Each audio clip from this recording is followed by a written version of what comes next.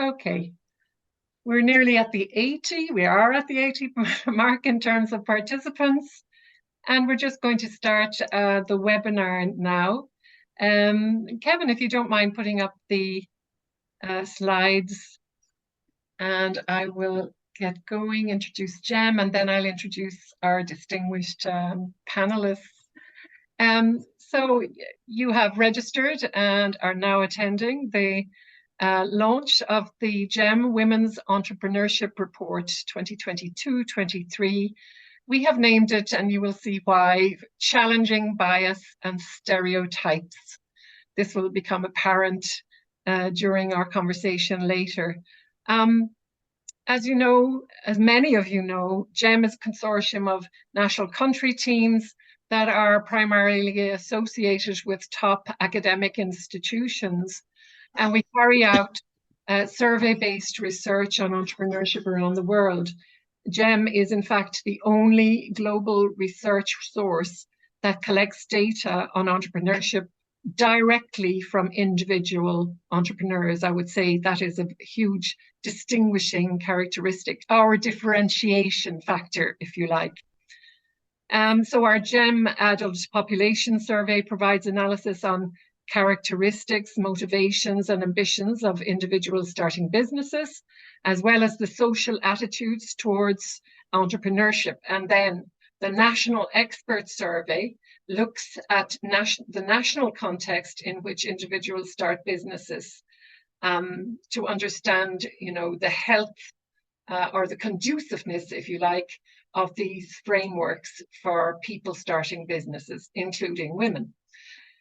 So for this report, we have a number of contributors. I will not go down through them all. There are 7 in all, but we would like to thank all contributors from our national teams who looked at this report, provided input for this report, carried out number crunching for this report, prepared graphics for this report, and wrote this report really overall.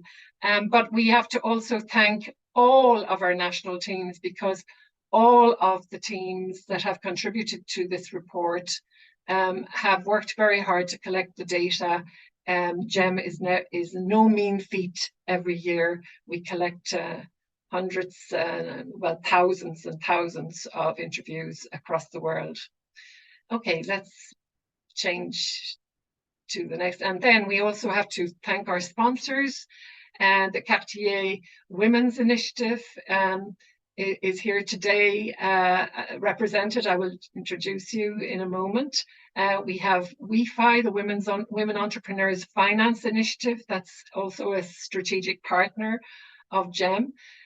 We have from Babson College, although Babson College has been a very, very strong supporter of GEM. It's a founding organization of GEM.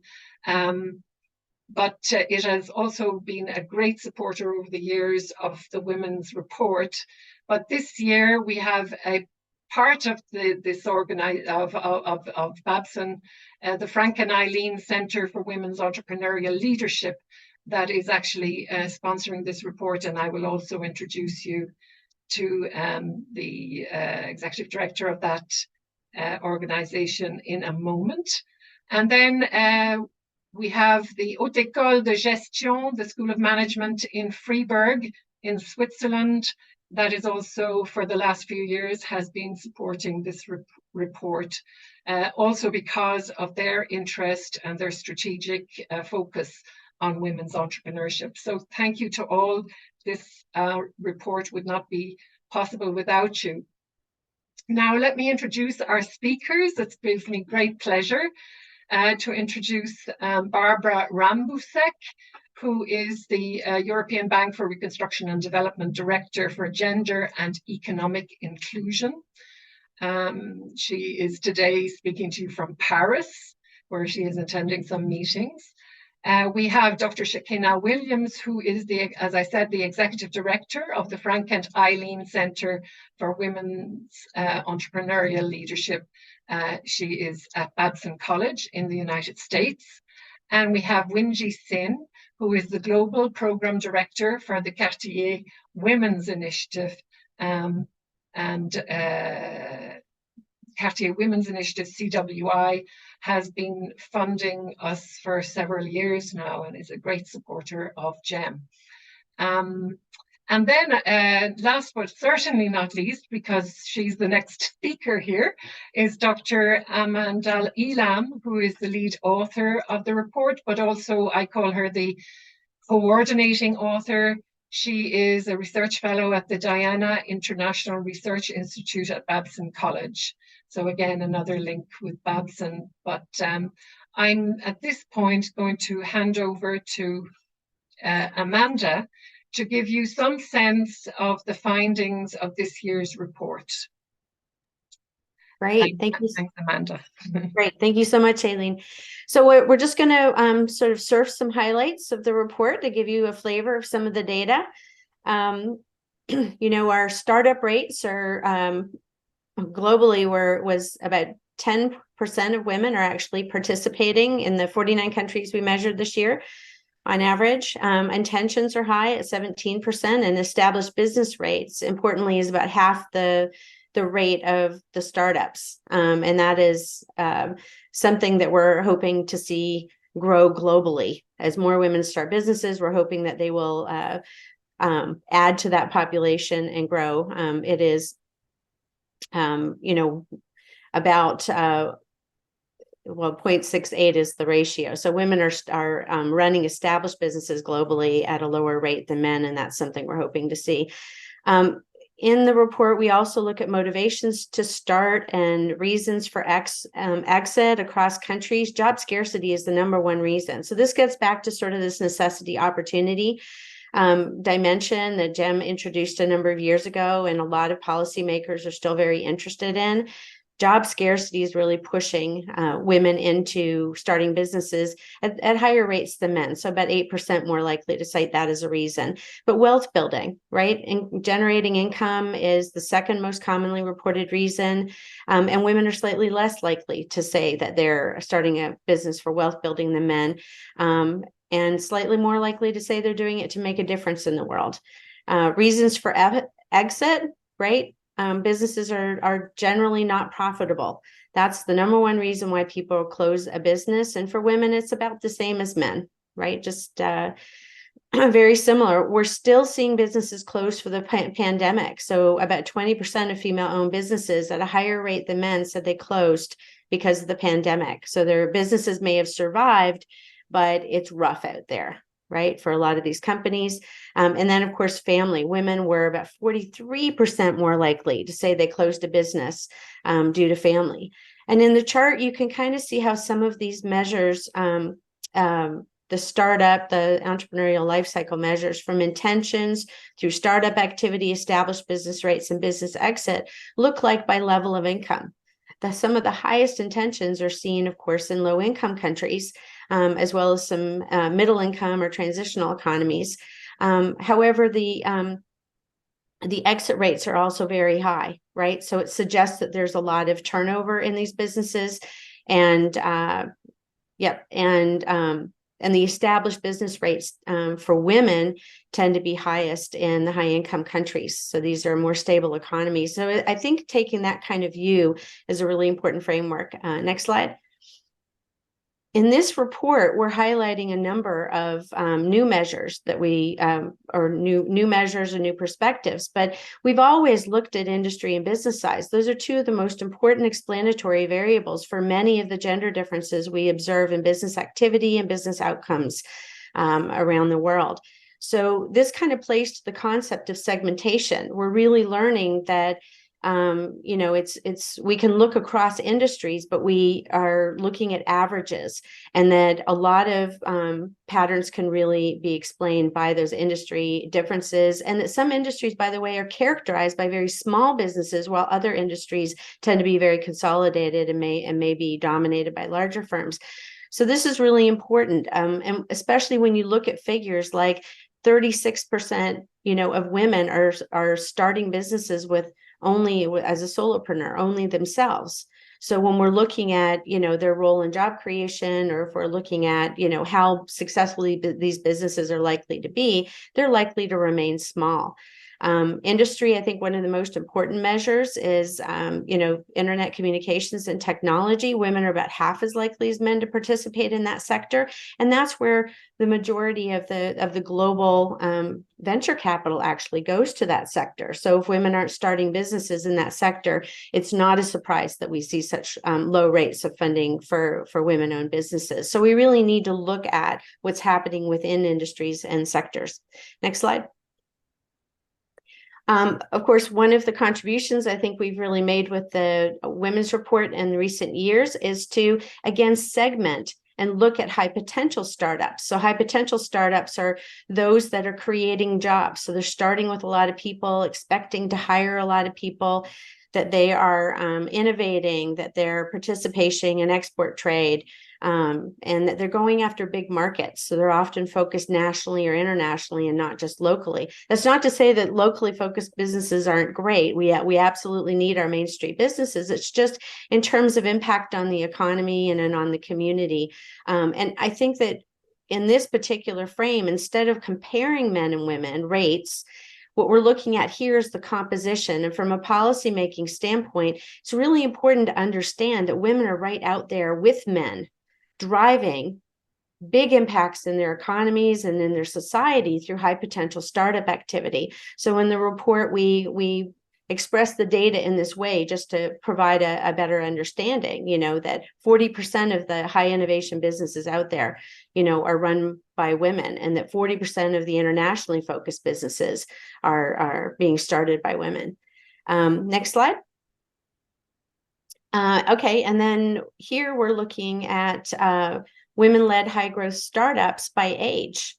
And you can see across lower income, middle income, high income countries, when we compare the high growth women to all women this year, we did this deep dive, and what we found was that high growth women are more likely to be young, right? They're younger than average, or they're older than average. So it's literally the women under 35 and the women over 55 that are a big part of the high growth women-owned businesses. So I think that's something we talk a lot about, youth entrepreneurship, right? And we're also talking these days a lot about senior entrepreneurship. So this is something we'd like to understand better.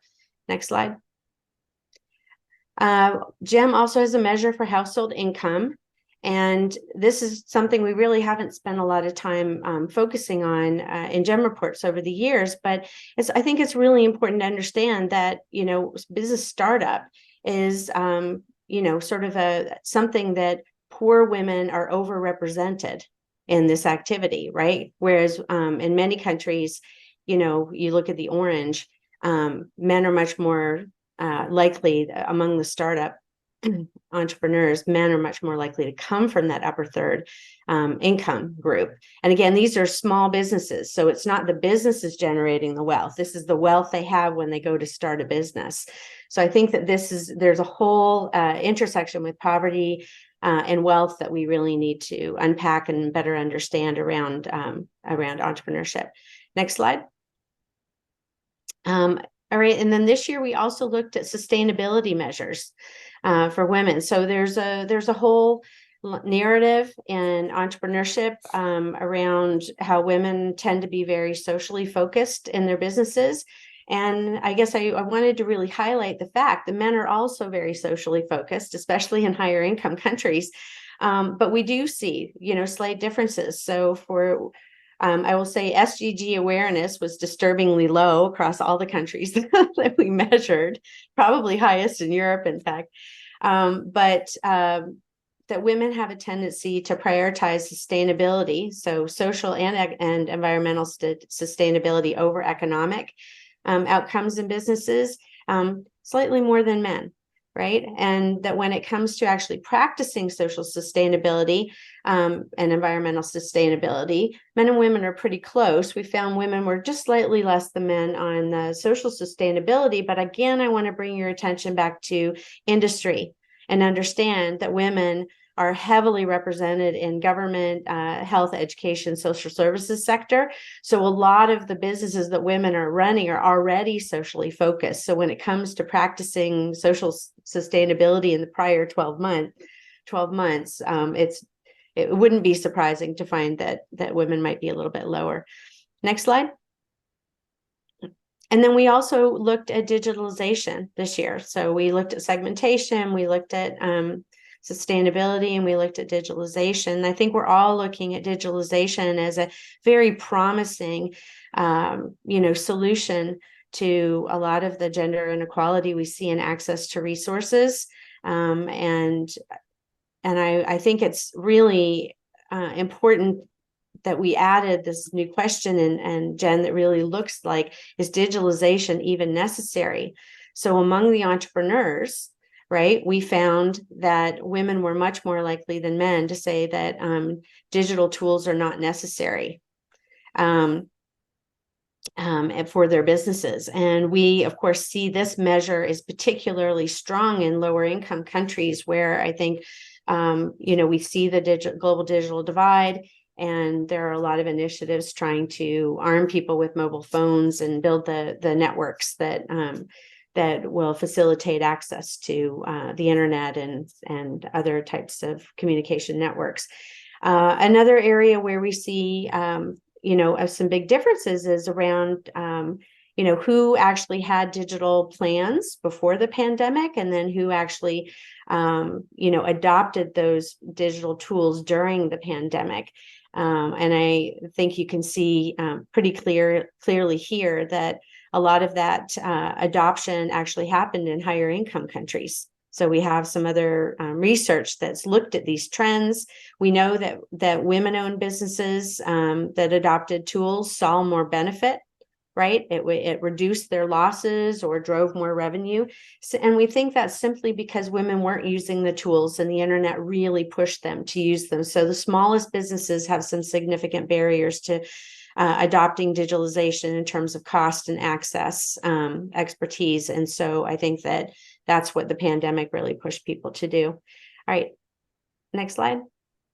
And then we'll close here with just some of the recommendations we make in the report. One, again, is to support the high potential women entrepreneurs. They get lost in all of the focus and the stereotype of women entrepreneurs as the least advantaged. Women are represented among the least advantaged entrepreneurs globally, but they're also, again, right up there with men driving impact through innovation, export trade, going after big markets. And so we need to find better ways to support those women entrepreneurs. We need to understand the importance of segmentation. And this is, again, part of a classic understanding of policy. One size fits all policy is not very effective. So we need to really figure out, do we need to target policies to specific industries? Do we need to target policies to high potential women entrepreneurs versus others? Or at business stage, do we need different types of programming for the earliest stages of business versus more established businesses? We also need to support digitalization costs and access for these new and small businesses. And just doing that will help women a lot.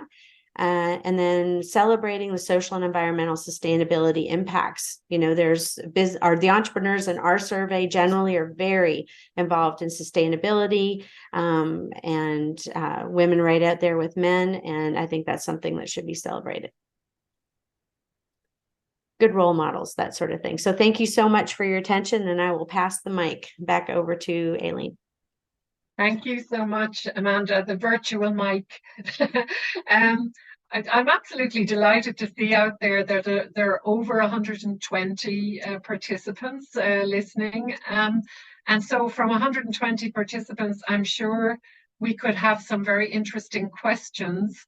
So don't hesitate to put your questions in the Q&A. But in the meantime, I'm just going to do some exploratory work with our panelists, starting with Barbara. So, Barbara, can you let us have your reaction to what you've just heard? I think you might have had an opportunity to look at the full report, which is just out, as we know. So, any observations that you have, you could actually share them with us now. And just before we started, you mentioned that EBRD actually uses some of the GEM data. And so, yeah, what can you specifically do with our results? So that's kind of three questions all in one, and the floor is open for you. Thank you. Oh, you need to unmute yourself, Barbara. Yeah. Apologies for that; it was bound to happen. But thank you very much for having me, and I'm really delighted to be here today and to join you and all the participants, 90 plus, in this launch. Very interesting report, very interesting presentation also just now, and certainly there's a lot of relevance to what we do as EBRD, and I'm sure I'm speaking here on behalf of many of the other MDBs as well. Who will be using findings such as these ones to shape how we invest, how we engage with our partner financial institution, how we structure our products in order to achieve better impact. So the sort of collective learning from reports such as this one really is huge, and I very much commend you for that.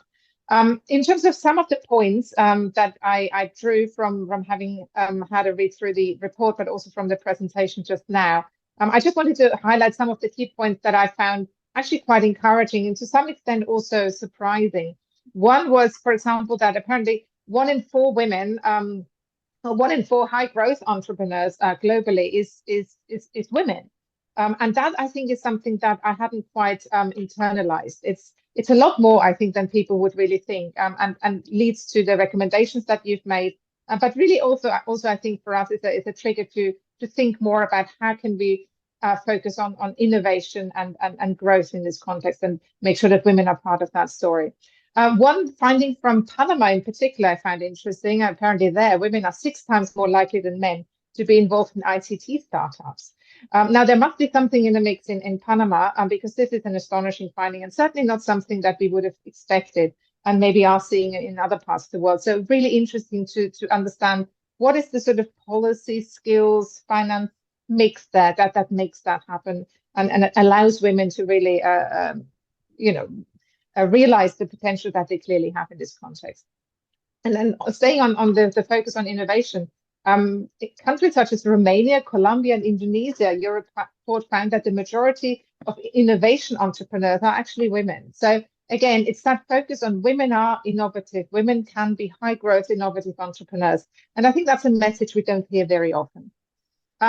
There are a number of other points I wanted to focus on that I think, in a way, though, confirm. As much as these earlier points have been surprising, there are other points that we sort of had a hunch, we sort of had a feeling that this is where reality was, but we didn't have the hard data to confirm that.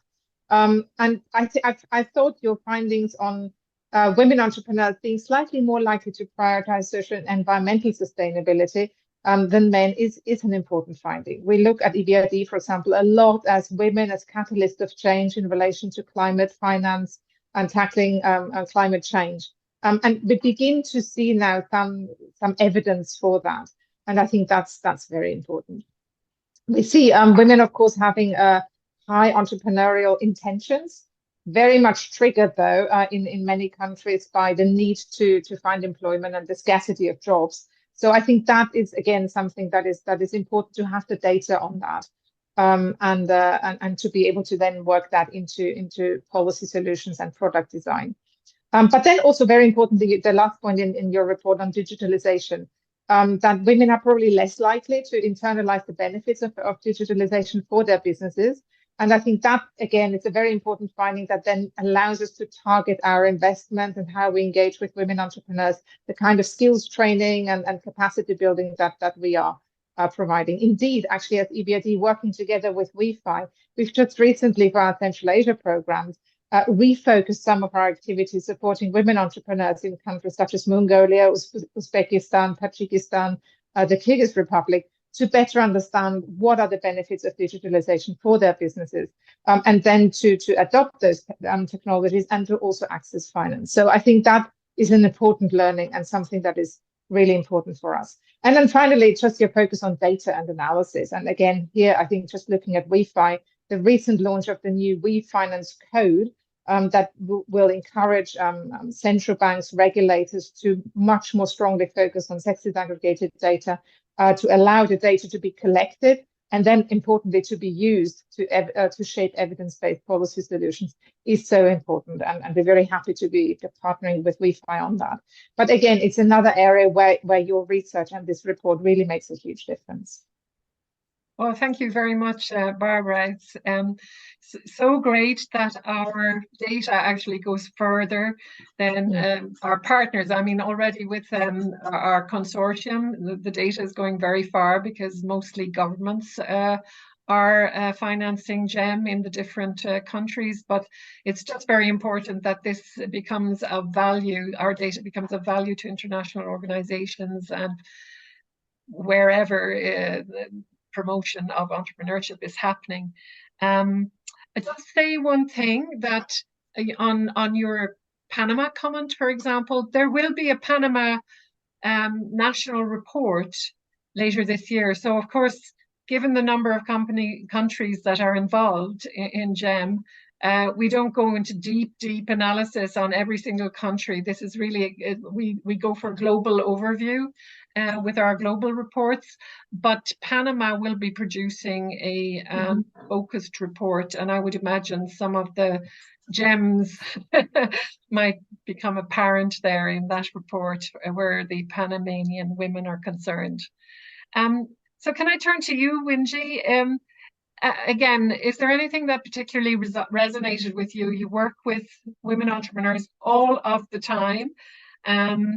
So I think, I hope anyway, that there is some material here that resonates. And if you can add any perspectives from your experience to the themes of the report, this would be really interesting, I think, for our participants also. Yes, thank you, Eileen, and thank you, Amanda, for the wonderful authorship of the report, and also all the GEM researcher for doing this great work. And as you all know, the Cartier Women Initiative is an international woman impact entrepreneurship program. And even just that, probably you'll understand that it resonates a lot with the program operations and design is actually very much informed by the GEM's research work. So for all the researchers out there, I want you to know that your work really matters to us, and we're really listening closely on what you're doing to inform how we can support better women impact entrepreneurs. And so in the report, there were really 4 key things that for us really sort of inform our program direction and really is driving forward our next steps of growth and work for the initiative. The focus on high growth women entrepreneur is an important one for us. And we have been making steps towards that historically also, as Amanda in previous year have also been speaking on this important message. And a few years ago, we launched the Science and Technology Pioneer Award category. And now in 2025, we hope to grow that award category to a wider audience of women impact entrepreneurs beneficiaries.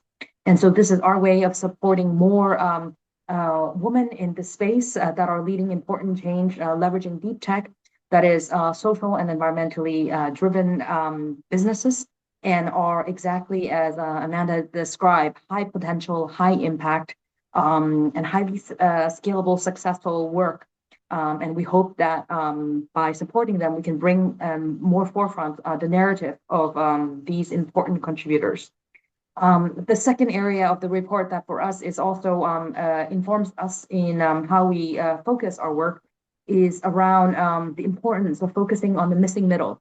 And for us, the missing middle entrepreneurs are the women entrepreneurs who have started the business but are struggling really and facing additional barriers to grow them so that they become a large scalable business. And that's why our program is specifically with its eligibility criteria focus on entrepreneurs who have started their business generating business revenue but haven't really reached the institutional or large scale of their business. And so we hope that via our program, they're able to make this transition to the phase of reaching their full potential.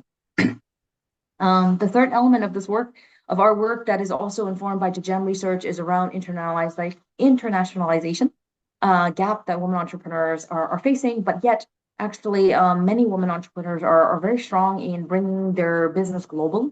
And so via our program, we are specifically focused on women entrepreneurs who are creating impact, but hoping to take that impact from their local to regional to then global levels. And so again, year on year, we see really terrific applicants that are doing this work all over the world. and hopefully via our program, we bring more visibility towards this work. And last but not least, and this is our newest area that we have learned and trying to create more headways with, is around the important data that family is a reason for the business exiting, women entrepreneurs exiting their business. And in this a vertical of work, we have been trying to create a parenthood support for entrepreneurs who are participating in our program. Because we know participating in an entrepreneurship support program is great, but it also takes more time. And as the woman entrepreneurs already struggling between participating in a program, running an entrepreneurship business, and family, how do we provide them with support around their parenthood journey so that during the participation in the Cartier Women Initiative, they're able to sort of be able to fire on all these cylinders. And so for us, these are sort of our key takeaway from this edition of the GEMS report. Thank you so much for doing this work. And we look forward to working with you together to really sort of put more of these insights into action. Thank you so much, Wingee. That was a very comprehensive overview. And I love the fact that you're linking the GEM data to the very important work that you're doing. I'm actually going to pick up on some of the questions here before moving to Shakenna. In particular, one or two of them. But before I do that, I mean, please rest assured that we will make the slides available and a recording available of this webinar. We have about 120 participants on the Zoom, but there are further, 200 or so that will receive the recording or will want to receive the recording. So no need to send in a question on that. You will have access to that. As for links to the report, you will have access to that also. I'd ask Kevin to put the link into the chat so that everybody can have direct access there. So Shakenna, I've noticed that we've one or two questions here, in particular on digitalization. And of course, I'm intending to ask you a question about the role of higher education in supporting women entrepreneurs, and particularly those that would be destined for high growth. And we have a question here that says, I was surprised that so few women entrepreneurs are focused on technology. That has not been my experience on the front line of working with female founders in the US. And we have to bear in mind, of course, that we're looking at this aspect globally. So I'm sure you would be able to give a perspective on that in your answer. And just in general, if you could pick up on issues around education and training, that would be really interesting, I think. Shakenna, over to you. Thank you. Yeah, thank you so much. And I thank you for all the researchers that put together this report, because this is really important for the work that we do, the Frank and Eileen Center for Women's Entrepreneurial Leadership. And my response is more geared towards those that have centers or institutes or even accelerators that help and promote women entrepreneurs. And this time is really critical that universities and also colleges engage more in the entrepreneurial landscape. One of the things that we hear and see in the data is that access to capital, we know that's a phenomenon, like that happens. But the next big hurdle and barrier that we see within women entrepreneurs is access to entrepreneurship education. So building these strong links with various business sectors, be it in STEM, we hear, again, you mentioned about technology. We have to, as far as an educational standpoint, incorporate that into our lessons and what we do. But also another critical thing that I pulled away from the report, and thank you, Amanda. I get to work with Amanda every day, so it's phenomenal to get the research. And we base this on everything that we do, either working with our students here at Babson, also within our accelerators, and also ecosystem development. But what I pulled out of the report is that women entrepreneurs are playing a critical role in boosting the economy and also fostering social progress within your communities and beyond. So what we're doing at Babson, we're actively transforming the landscape for women entrepreneurs. And that's not only teaching the fundamental business skills, but also facilitating in 3 key areas. So if I can just share the 3, it's networking, which we heard a lot, and also knowledge to research. There's one thing that we have the researchers working really hard, but how do we move the research in the classroom and also into our accelerators? And then 3rd is also skill development. So as we know, networking is a critical skill for all founders, particularly for women founders. But with a stronger network, also translates to increased access to resources. And we know when our resources are expand, we definitely can continue to build these high growth businesses, which also translates to more business formation. Amanda talked about the different levels, also survival and also growth. At Babson, underneath the center that I'm the executive director for, we have 2 accelerator programs, our Women Innovating Now Lab and also our Black Women's Entrepreneurial Leadership Program. What we're finding in these accelerators, because there's many throughout the US and also abroad, but it's incorporating the professionals that have been there and that can teach those valuable lessons, having the mentors and also fellow entrepreneurs. So really building a community that can give advice, share networks, partnership, and potential funding opportunities.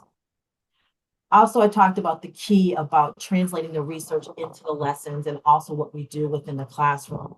It's really important. And I'm just so happy that the Diana International Research Institute, we call it DARI, is home here at CWEL. And DARI has done a phenomenal work as far as advancing and also changing how we talk about different things. So Amanda said, let's change the narrative. We have to change the narrative of always talking the negative aspects of what we're not, and really highlighting where we are and how we can do better. And also DARI serves as a global hub. So we at Babson, we convene a global convening of researchers from all over the country. And in there, we have opportunity to share recent data. And that's really important as we share as scholars and also practitioners to really understand what the research is saying and how we apply it to our everyday work.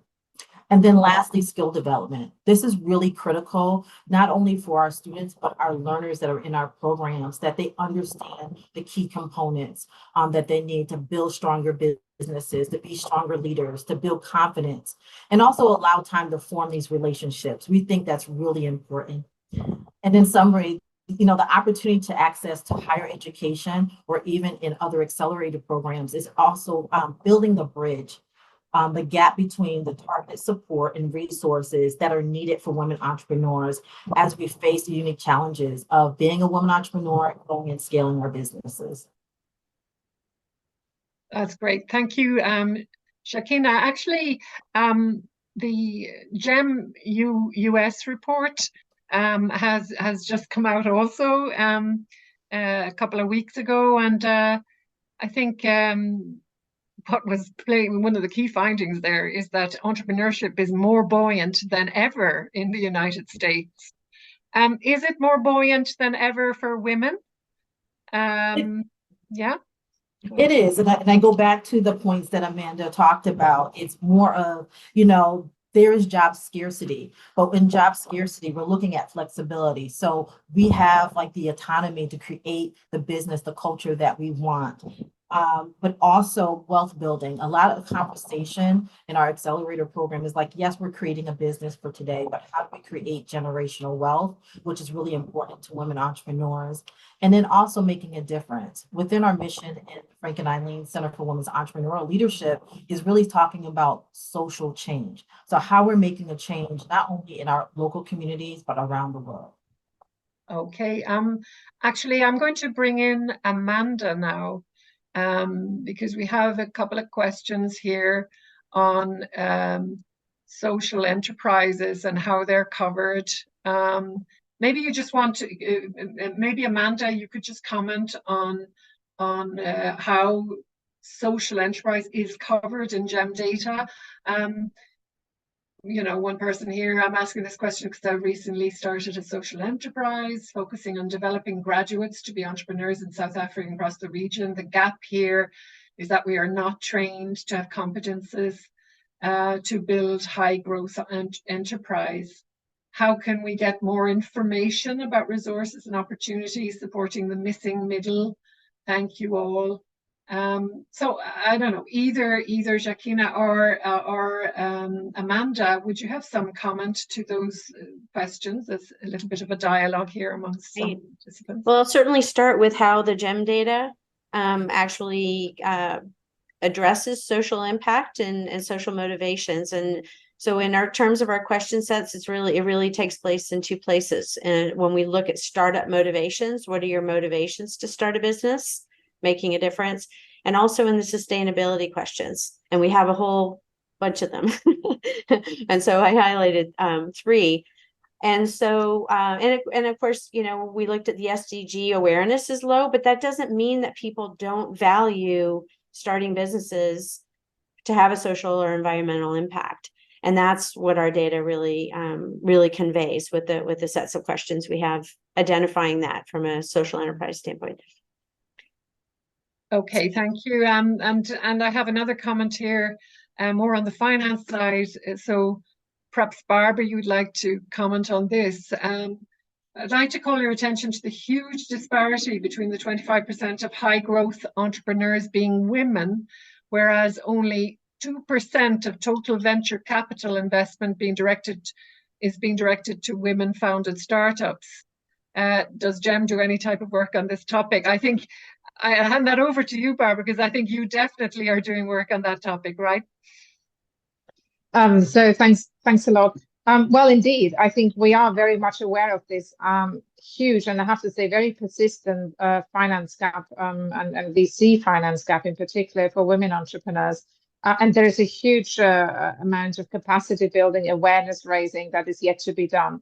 We are working as part of our equity teams to make sure that they build that capacity. They work with funds, with fund managers to understand the potential that women can offer. And it is exactly there where this kind of data is so important, to really show that women have the potential. It's not a question of they can't do it. It's a question of, you know, they just need to have access to the right tools like everybody else, and then businesses can thrive. So I think, again, this is where having data and having evidence is so important. So thank you. Actually, an interesting question here. What are the next steps with the report? Are there plans and goals to unpack the many layers represented in the findings?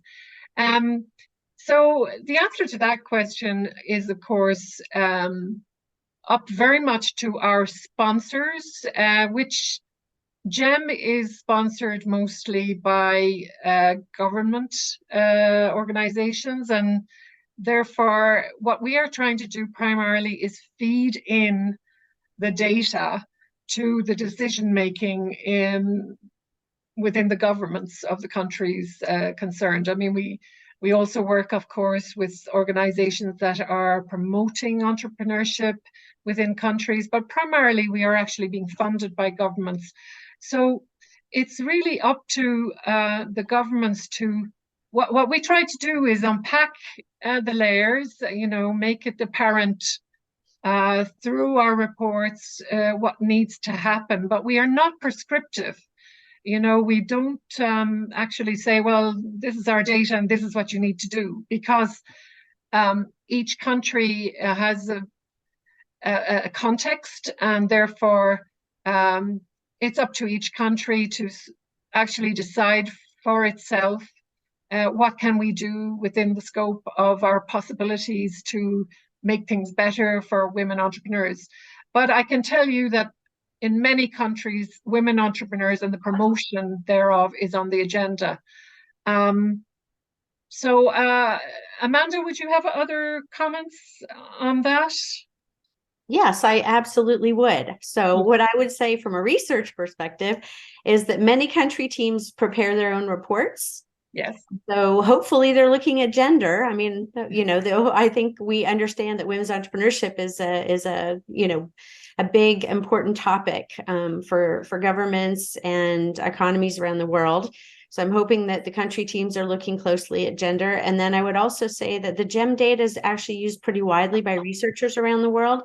I'm not sure how accessible the journal publications are, but there are some really excellent papers that that dig into and unpack some of the gender findings around. And, and I can tell you that the very first GEM Women's Report is actually what sparked my dissertation so many years ago, 20 years ago. And so I do believe there are researchers around the world using this data in really novel ways to get at some of these gender patterns. Okay, and I've got another one. You said one size fits all policy is not effective, Amanda. So a comment here, business support for women entrepreneurs tends to be wrapped up in general business support. To what extent do you think that this approach is holding back women's businesses? I mean, if anyone else has a comment on that, very welcome. But do you want to start off, Amanda? Well, I'll kick off. And I was actually thinking that's a great question, for Wingee and Shakenna to sound in on with the programs that they lead.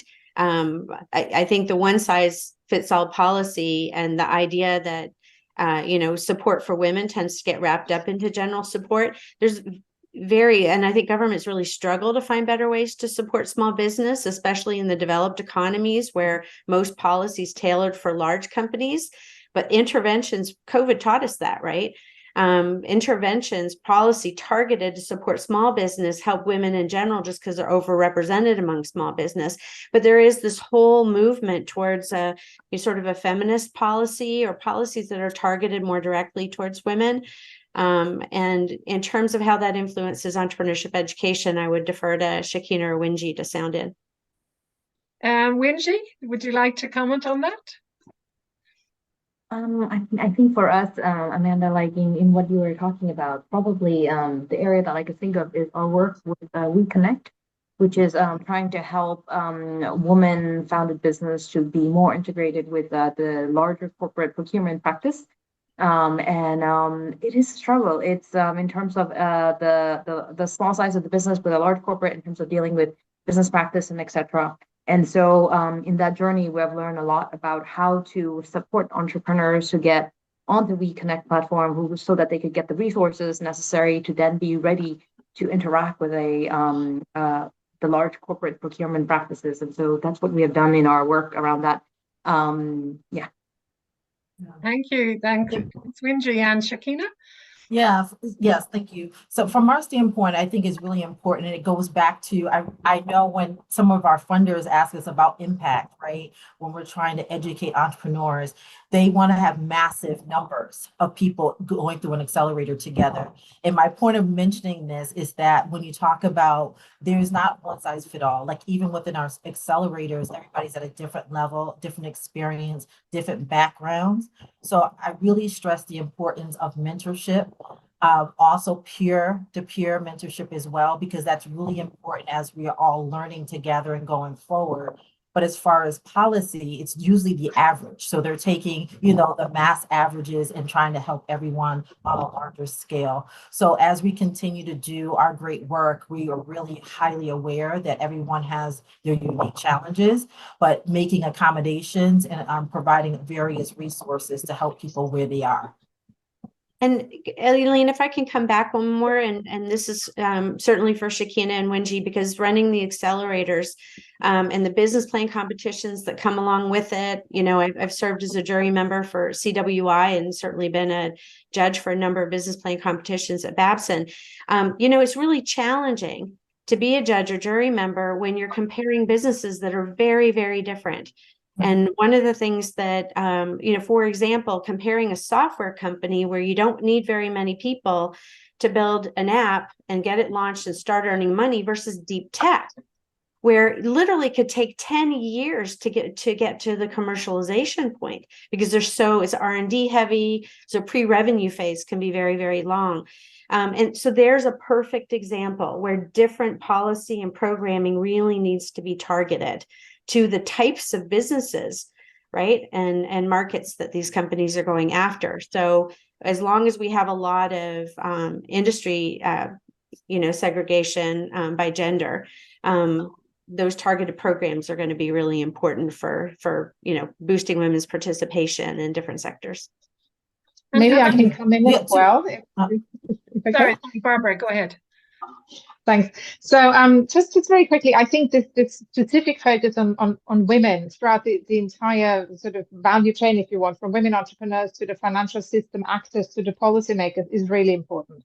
You can't just say one size fits all for the policies, for the financial products, and also for the support that is provided to women entrepreneurs themselves. And this is really where WeFi, for example, provides an invaluable resource and an opportunity for actors to do that. So on a sort of SME level, the provision of targeted advisory services that really reflect the specific challenges that women face, the specific needs that they have in relation to setting up their businesses across different sectors is very important. On the financial institution sectors, for banks to understand that women entrepreneurs are a viable and profitable market segment, rather than a sort of, as part of CSR, the business case is important. And it's important to help PFIs to understand, or to help banks to understand how to structure their products and services, to combine, for example, finance with non-financial product services, with partnership and relationship banking, things like that. And that's what banks very often don't understand. And then I think at the policy level, it's making sure, for example, that investment climate reforms have a gender lens, that when new policies and regulations are issued in relation to the financial sector, that there is a gender assessment done at the point before the laws are introduced, to better understand what would be the differential impact of these laws on women and women entrepreneurs specifically. So I think that gender lens has to be applied throughout the entire system. Otherwise, we're not really going to move the needle. And having data such as this one from the report is important to inform that at all levels. Okay, I wouldn't be surprised if it weren't the fact that Amanda, men are not also affected by any one-size-fits-all approach. Of course they must be, in terms of their access also to capital, etc. Do you not think? I absolutely agree. I mean, so again, when we talk about segmentation, we're looking by business size, business stage, right? Yeah. We might be looking by business size. We might be looking by industry sector.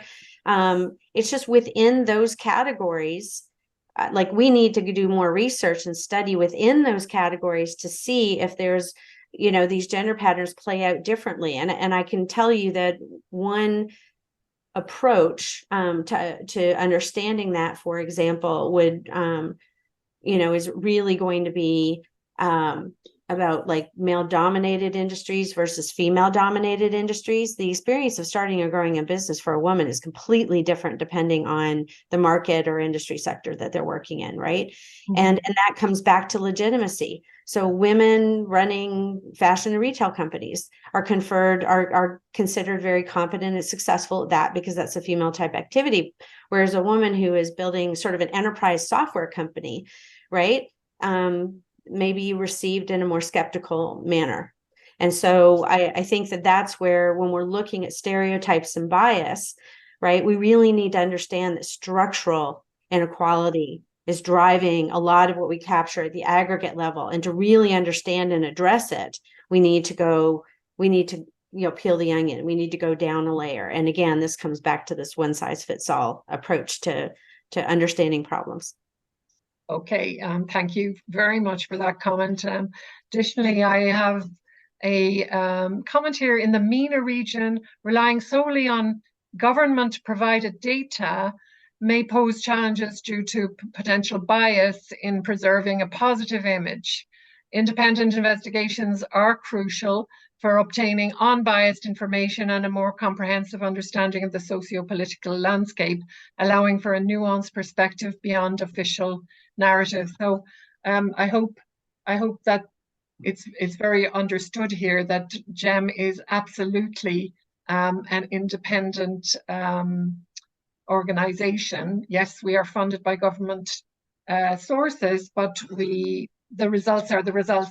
We basically adopt a don't shoot the messenger approach. We deliver the bad news as well as the good news. And I have just one or two other comments. I'm very glad that Bosnia and Herzegovina will be part of GEM again. Thank you. And we are also very glad if you're part of the team there, Najira, but it's great news. We also have Armenia who is joining, and a number of other countries.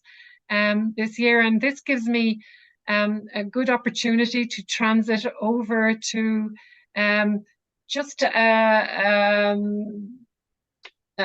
few comments about GEM, where you can get all your information, etc. But before I do so, I would really like to thank all of you, Barbara, Shakenna, Wingee, and Amanda, for this very interesting webinar. We have only scratched the surface. I mean, I have this impression every time that we scratch the surface. So be sure to visit www.gemconsortium.org, where you will find a wealth of data. First of all, access to all the reports. Somebody asked about the US report in particular. You just go in there and find the national reports, and you will, I mean, usually the GEM US team does upload its report onto our international platform, so you'll find the reports there. Everything is on the website, in other words. Do connect with us on Twitter, at GEM Now, Facebook and X, which was formerly Twitter. Join GEM as a national team if you're out there wondering, and I know that one person at least has asked, well, I'm Ugandan, how can I join GEM? Well, you can just send an email to info@gemconsortium.org, and we let you know how you can join GEM. And what the criteria are. And lastly, as you can see, we have some absolutely excellent sponsors that support GEM and its good work. Again, if you are out there and you are with an organization that has a strategic interest in promoting women's entrepreneurship, then we would love to hear from you if you would be interested in being part of this report. Later on this week, we're releasing the European Regional Report, which is our first European Regional Report sponsored by Shopify. We're releasing it later on this week for strategic reasons, but in about, 3 weeks' time, the beginning of December, we will also hold a webinar on that European report. So watch this space. We will try to answer any unanswered questions independently, and we very much appreciate the time you've taken to joining us today. And again, thank you so much again to our panelists for taking the time out of your busy schedules. Very much appreciated. And thanks to Amanda and the team for this great report. Okay. Thank you, everyone. Thank you. Thank you. Pleasure. Thank you. Bye-bye, everyone.